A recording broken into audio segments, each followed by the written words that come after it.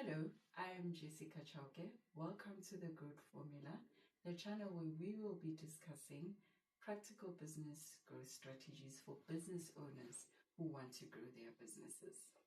To unpack another growth topic, I have Eliah, founder and business owner of BAAC Accountants and Business Advisors. Thank you for joining us today, Eliah. Thank you for having me. Before we get to the cracks of business, tell us a bit more about yourself. Who is Eliah? Thank you very much for having me today. Eliah is a different person in the sense that my upbringing had a very, very big impact on who I am today, and it really had a big say to the person who I am today and what I do today. So, born from a hybrid family, did my English education. I think it's worth important to mention that I had a very close relationship with my father. And when I was 15, he was suddenly taken away from me, he passed away. And I think that shifted the dynamics of my life. And all of a sudden, he was gone. And then it was me and my mother. So that changed my way of thinking, the way I saw things, because I used to rely a lot on him. He used to protect me a lot, and that protection was gone. And worse for me, after he passed on, I stopped going to school. I passed on in Feb and March. I said, no, I can't, because I couldn't do anything.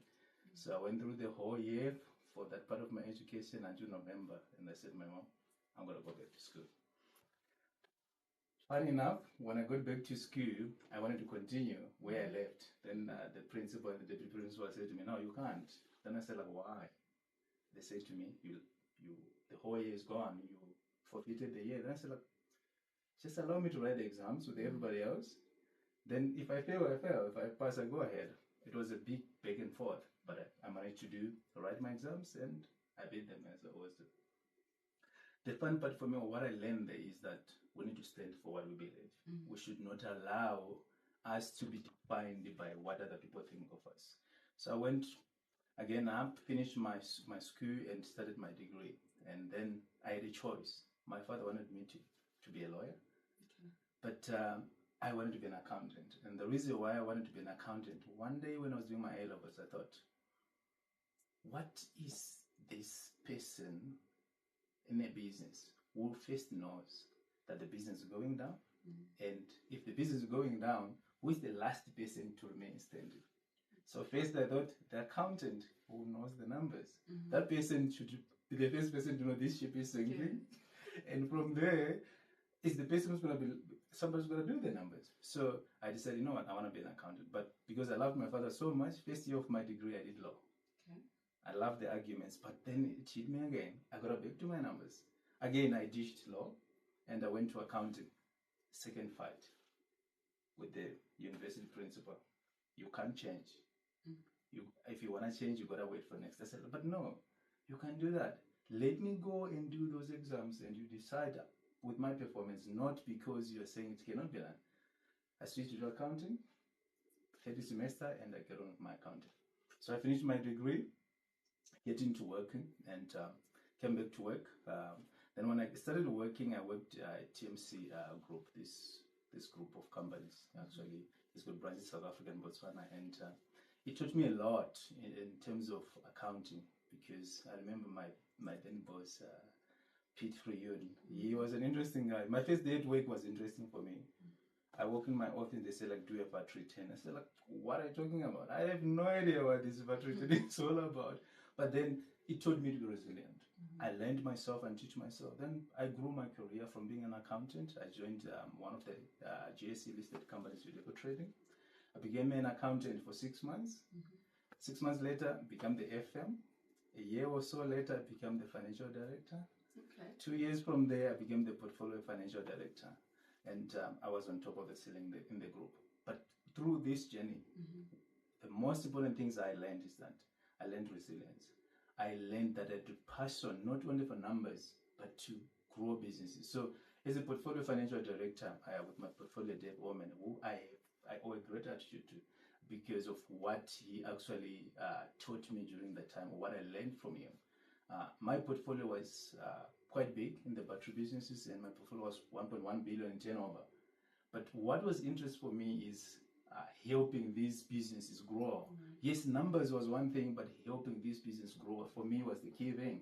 And I find myself in the operation side of things a lot more than on the number side. And it really taught me a lot of things when I was in this group. Then later on, as I work in here, then I said to myself, what is it that I can do to help business grow? Because when you're in a corporate environment, there are certain things that you see that has to be done within the corporate confinements. But I've always wanted to help business grow. Numbers is one thing, but my passion has always been for numbers. Then I said to myself, what is that I can do as an individual to help business grow? Because that's what I want to see. That's what I want to do more. That's where I gravitated towards. Then 2018, that's when I started BAAC Accountants.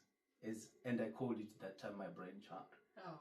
And with that, the goal was to make sure that I help as much businesses I can to grow. And I said to myself, I remember I was struggling with the name. I said, like, what am I going to call this? I called it a brainchild for a period of time. Then I said to myself, we want to analyze businesses and take that analysis and help businesses owners and their business to grow. That's where the name BAAC came from. It stands for Business Analysis and Advisory Company. So we analyze businesses, then we advise, and that's how the business will grow. So in a nutshell, that's Eliah. Thank you very much, Eliah, for sharing your story with us. Now, to get to the crux of it, today we will be discussing a very important question. When business owners say they want to grow, what do they really mean? Thank you for having me. That's a very, very powerful question, because when you look at business or growing a business, there's elements of business that the business owner needs to put in their mind. And I think revenue alone doesn't give you the whole picture of growing a business. There's different elements in a business where the owner needs to fully understand what makes it. So there's revenue growth, there is operational growth, there's the people side of business. So all these elements have to be included, and I will classify them into two sections where we talk about financial growth and non-financial growth. So those are the two elements a business owner needs to really fully understand what they are. And I think we can actually then look at it and break it down to say, on the financial side, is the business growing? On the non-financial side, is the business growing? And I think those two, a business owner needs to fully understand that. If they don't, they're shooting in the dark. So, Eliah, what are the different types of growth a business owner should understand? No, thank you. So, business growth, I'll break down it into probably 5-6 elements. The first one, which is probably mainly obvious, the revenue growth. That top line, everybody knows, okay, we need to increase our revenue. Fair enough. But then the second element of it, I would say, just run down through with your income statement. You're looking at growing your profit. So that is, you have got your revenue. Then you say, after my expenses are all paid for and I've removed my expenses, I want to grow the profit. But doesn't end then. The third element is growing your cash flow. This is the heartbeat of the business. So you have paid your expenses, you've done all these things, but you need to improve the amount of money the business has got access to. And the cash flow is not just the money you have in your bank account. It's also the amount of money that you've got access to. So if you don't have access to any funds through the banks, that's a cash flow issue in the business. Because it's not only to say we can pay with our expenses to this. For a business to grow, you need funding. So growth also should look at the cash flow with accessibility. Then the next element I look at is actually systems growth or operational growth. This covers now what I spoke earlier about, having the right systems to deliver a product or service. And this is one element which I encourage a lot of business owners to focus on, because it is the one that influences revenue growth, profit growth, and cash flow growth. Because if you are delivering your service or product very well, and these all your pieces or your systems are working together in tandem, they will actually influence the financial aspect. Then the last aspect I'll touch on business growth is actually the growing the business value. That is, you are making your business bankable. You are making your business sellable. If you're a business owner or if you're a founder, you are kind of pulling back yourself and removing yourself from the systems and saying, can this business operate without me? Can decisions happen without me? Can the operations run without involving me as a business owner? That's making a business bankable. And now you're talking about, am I able to scale my business to a level that I can say, you know what, I've got a business.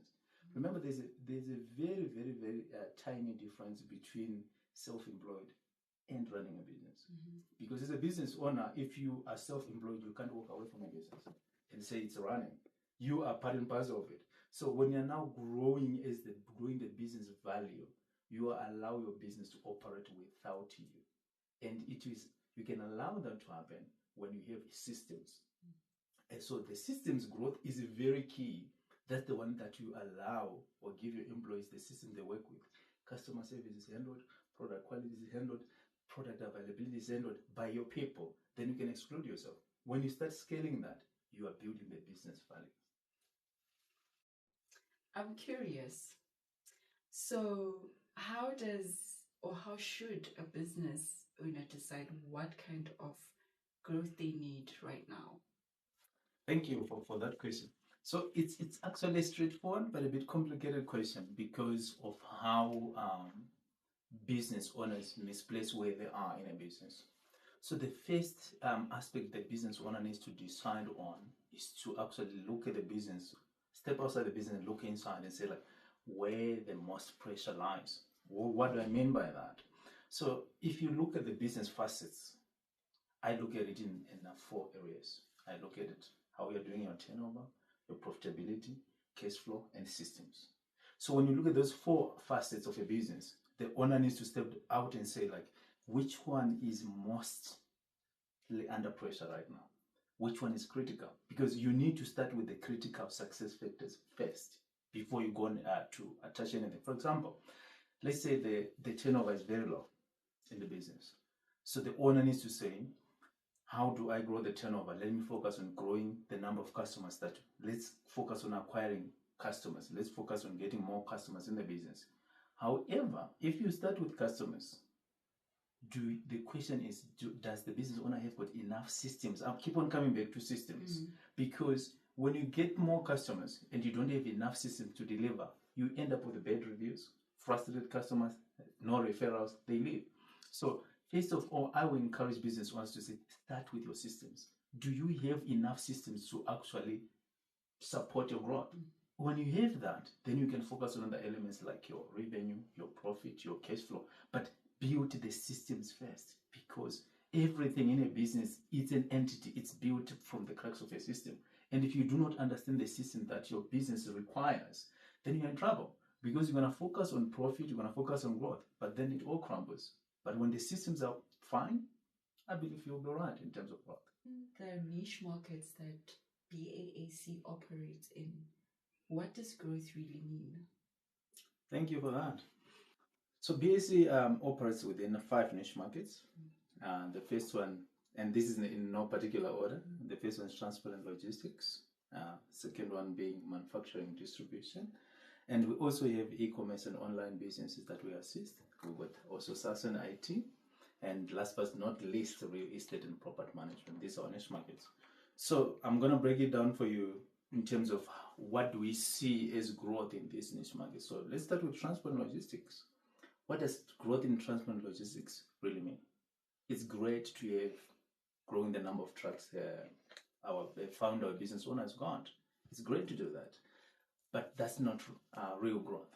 So real growth is, are we improving the operational efficiencies within this business? For example, we set up what we call operational efficiency reports or dashboards, which we actually work with the business owner, which tracks the key metrics in a business, which is in transport. So when a tracking business actually improves their profitability per route, that's growth. Because when you do that, you're not only just looking at the holistic part of the business. Remember, it's the small elements in a business that actually helps you grow. So in transport and logistics, grow your profitability per route. Grow, reduce your operating expense per truck. Make sure that each truck, there is visibility in terms of what it's bringing to the business. And when you put all these elements together, then you're growing. Then increasing the number of trucks become growth. You don't want to grow blindly, and at the end of the day, you've got small trucks out there, but the system is dysfunctional. the higher you go, the harder you fall. Mm-hmm. You spoke about transport and logistics. So what about the other niches? Right, thank you for that. So our other niches, which I'm going to cover now, for example, is SaaS and IT. So this is an industry of technologies, and we've got a lot of SaaS founders in this industry. Growth for them means they are reducing the churn rate. You reduce the amount of customers that you're losing. You are actually making your onboarding process much simpler and much better. You are upgrading your customers to better packages, and you are reducing your cost of customer acquisition. That's growth. It's not about just increasing the turnover line.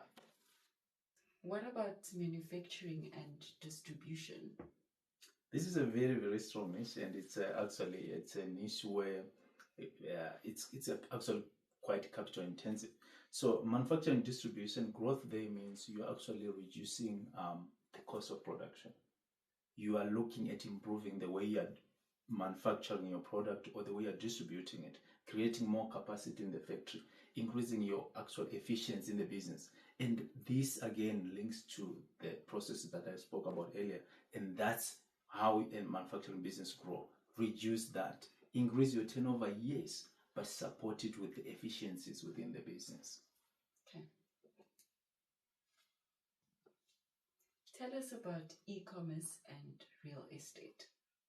Okay, so in these two niches, let's start with real estate. So also another capital intensive business. So here we are talking about growth means improving your property performance. What the owner is actually extracting from one property is growth. Are they getting enough profitability from that? It's not about just increasing the property portfolio, because it's good to have a big property portfolio, but are you getting the best out of each and every property that you have? Your occupancy, are you improving that occupancy? Then when you go to the next one is e-commerce. So when you go to e-commerce business, these are the guys who are operating online, and one of the main challenges they face there is the cost of advertising. The cases it's actually drained through a lot of advertising and also holding stock. So growth here means reducing the cost of acquiring your customers. It also means increasing order values, because you want to make your whole process much simpler and easier for your business, improving the return rates. You don't want your customers buy and actually return the product back to you. So that's what's happening in e-commerce. You want to make sure that if it's your online store, you want to make sure that the order value is growing. And when it's growing, you want to make sure that the cost of distributing is getting lower. And when you do that, then you are scaling. Then you can open another store. Then you can bring more products. Okay. Now that you've shared a bit of light about niche markets, so what mistakes do business owners make when chasing growth? I think this is one of the most important topic about this discussion. Yeah. And I think the first one, the first big mistake business owners actually make when they're chasing growth, is they grow without numbers. And what do I mean? I don't mean that they don't have their financials, they don't have their management accounts. They don't fully understand the numbers. Mm-hmm. What made me fall in love with accounting is that accounting actually tells a story of how the business has been behaving. So if the owner doesn't understand that story and decided to embark on growth, it's going to be a disaster, because the numbers will tell you where you are, how you've been performing. So it is very critical that an owner fully understand where am I as a business with my numbers. Because if you don't understand that part, you're going to try to grow, maybe get more customers, say like, we're ready, let's get more customers. Then you run the same problem I mentioned earlier on about customer service is bad, customers are complaining, bad reviews. So you need to get your numbers, get to understand what your numbers really are saying to you. And that's what you actually come in and actually help our people, our owners in our niche markets, and say, right, the numbers are telling us that your business has got issues here and here. Focus on that first before you say, let me bring more customers. The system spoke about. Then the second mistake we see, actually business owners want to grow, they confuse business and growth. Yeah. So being busy doesn't necessarily mean you are productive. It doesn't mean that, because being busy, you can be busy with nothing. being busy doesn't mean you are ready for the next phase of growth. So owners should not confuse that. They need to sit back, take a step out of the business and say like, okay, are we busy with the productive processes in the business? Are we busy with the right things? Because a lot of noise doesn't make a business grow. A lot of noise doesn't mean the business is growing. So I think those two are the two key areas where I see business owners tend to actually make mistakes with. However, I might add a third one, which is growing too fast. Okay. Interesting. This part is quite very, very important in the sense that, let's say the owner saying, okay, you're ready to grow. Fair enough, you're ready to grow. But if you do it too quickly, you're going to create a vacuum underneath. And when that vacuum is created, everything's going to come and fall in there. So it's important to be patient with the growth. It's important to take it one step at a time. And let's remember, Rome wasn't built in one day. Yeah. We gotta wait and make sure, let's be patient with the growth. And with patience, you can build something that is sustainable. What should business owners measure if they want healthier growth? I think this is quite important. The measurement metrics here are very, very key. So you would know that a lot of businesses measure the financial aspects of the business, but it's important to measure both financial and non-financial metrics of the business. And I'm going to touch a little bit on that. So most businesses, they have the management accounts, the financials and all that, and they look at them and say like, wow, we've done that. But one thing they do forget is that financials, or those metrics, the financial metrics, are a result of the non-financial performance indicators in the business. What do I mean by that? Let me give you an example. In transport and logistics, if you do not have an operating system that works behind the scene in terms of your coordination, your control room, and running your operations, you might see your revenue drop. But because you don't understand your operational side of the business, that's why it's dropping. It's not dropping because customers don't like your business. No. So it's important to measure the non-financial performance indicators of the business. Your operations, are they smooth? The quality of your service, is it good? Customer satisfaction, is it good? Because these are the things that actually show in your financial aspect of the business. So it's important to focus, I would say, focus more on the non-financial performance indicators. Measure those. How is my customer satisfaction? Are they happy with us? Would they recommend somebody to us? That's what build businesses. You can't just focus and say, look, how is our revenue? Now revenue is low, let's get more customers. You are leaving business with your current customers, because look at this. If your customer go and refer another person, you have acquired a new customer at zero cost. So that's so important to understand. So this all comes from you understanding the non-financial performance indicators in the business. So I would say focus on measuring those. And we're talking about quality of your service, customer satisfaction, and more importantly, people. And when I'm talking about people, there's two elements to that. Does your staff have got the skill set to deliver the services you're providing, to deliver the product you're providing? That's number one. Do they have the skill set? Then number two, do they have the capacity? Because you might say, one, this employee has got the skill set, but if you overload them, capacity is gone. And again, do you have enough framework in your operations, which we spoke earlier, to support your staff? Do you give them enough systems? Do you give them the equipment they need in order to deliver that? So I would say that, yes, it's important to measure the financial aspect of it, but more importantly, focus on the non-financial performance indicators, and the growth will be healthier. Okay. So you spoke about non-financial indicators. Why is that so important? Thank you for that. So there's two elements I want to highlight here. The first one being the financial indicators are influenced by the non-financial indicators. Non-financial indicators are also the early warning systems which you get in your business. Let me give you an example. Let's say your customer satisfaction is dropping. It's an indicator that your revenue is going to drop, because if it continues to drop your customer satisfaction, they're going to leave. So it's so important to focus on the non-financial indicators, because they actually show you what's going to happen next. So if you look at, for example, product quality, customers are not happy with the quality of your product or your service. they will eventually go and find someone else. So your revenue is going to eventually drop later on because of the non-financial indicators you're ignoring. Let's say your staff is overworked.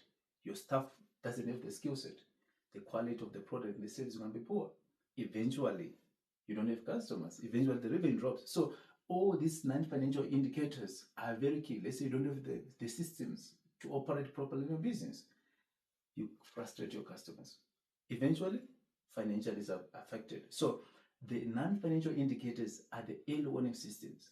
They are the ones that drives growth in a business for you to see it on the financial aspect. So if you will look at the cause and effect situation here, the non-financial indicators are the ones that causes the financial performance. So rather focus on that. Then you will see your financial growth. Now that you have spoken about all these growth elements, what are the practical steps that business owners can take to grow their business? Okay, thank you for that. So I think that a business owner needs to start by actually being honest with them. Okay. And what do I mean by that? They need to step out of their business and look at their business and say, like, what are the areas in my business that I need to grow first? So let's say the business owner has got the systems ready to grow revenue. They can pick that. So they need to be specific. Be specific to say, this is what I want to grow. I want to grow my revenue, but do I have the systems? Right? Do I want to grow my cash flow? Do I have the customers to provide that? So they need to pick a specific growth point to say, I want this. I want cash flow. I want revenue. They need to pick that particular growth element which they need to grow. Then when they've done that, the next thing they need to do, they need to ask themselves 3 questions. The first one being, do I have the systems to support this growth? Do I have the people to support this growth? Then number 3, do I have the capacity to support this growth? Why is these 3 questions important? Because it actually measures, it tells you whether you are ready for growth or not, or whether it's going to be successful or not. So if you don't have the people, you don't have the systems, you don't have the capacity, you're wasting your time. Stop right there, go back to the drawing board. Fix your people, fix your systems, fix your capacity. Then you talk about growth. So it's about being honest with yourself. We all want growth. It's all good and well, but it's about actually being intentional and understanding what drives growth. So pick one growth element in your business. Ask yourself these 3 questions to say, do I have the people? Do I have the capacity? Do I have the systems? Once you do that and pick that, set your goals for the next 12 months.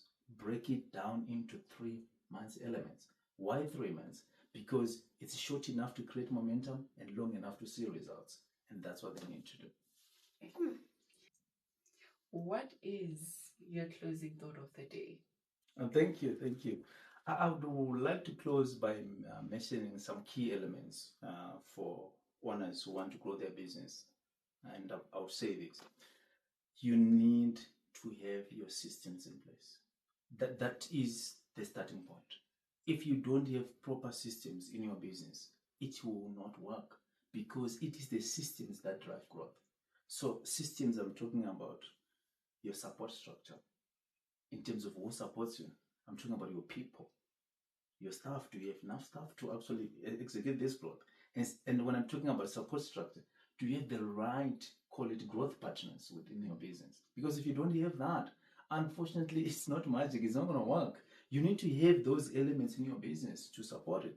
Then thirdly, do not only focus on the financial indicators.